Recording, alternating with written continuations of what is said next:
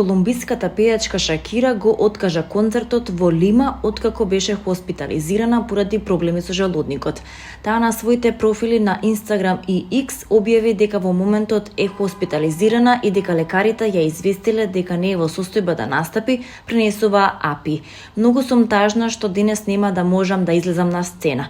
Бев длабоко емотивна и возбудена поради повторното обединување со мојата сакана перуанска публика, напиша Шакира.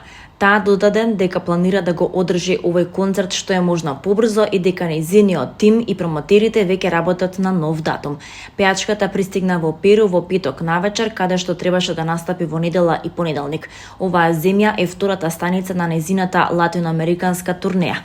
Турнејата на Шакира продолжува низ Латинска Америка, а во мај ќе се упати во Канада и САД за серија концерти што ќе траат до јуни. Многумина се надеваа дека Кейт Мидлтон и принцот Вилијам ќе се појават на доделувањето на наградите Бафта во Кралската фестивалска сала во Лондон. Славниот пар на оваа церемонија го гледаме со години. Принцот од Велс е покровител на оваа организација, а минатата година на настанот беше без сопругата која еден месец подоцна објави дека боледува од канцер. Оваа година Кейт Мидлтон и принцот Вилијам отпатуваа на островот Мистик на Карибите, мистично место со само 500 жители, со голем број луксузни вили.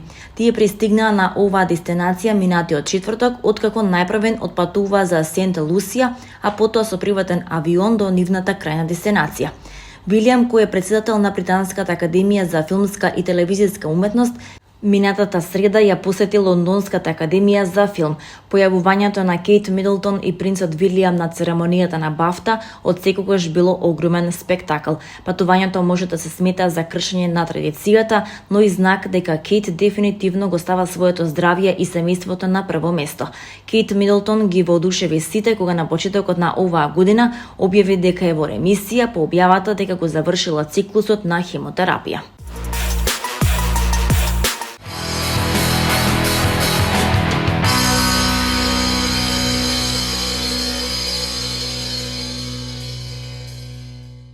Македонскиот филм DJ Ахмед во режија на Георги Унковски е продаден за дистрибуција во повеќе земји, како Канада, Австралија, Нов Зеланд, Белгија, Луксембург, Холандија, Португалија, Шпанија, Израел и регионот на цела поранешна Југославија, објави Варајати, дополнувајќи дека во текст се преговори и за други територии.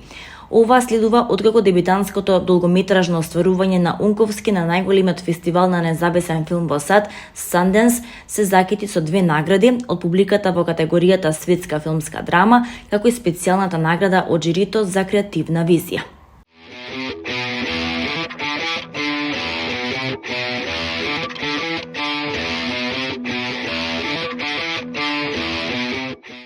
Друштвото на филмските работници на Македонија објави конкурс за избор на директор на Интернационалниот фестивал на филмска камера Браќа Манаки Битола.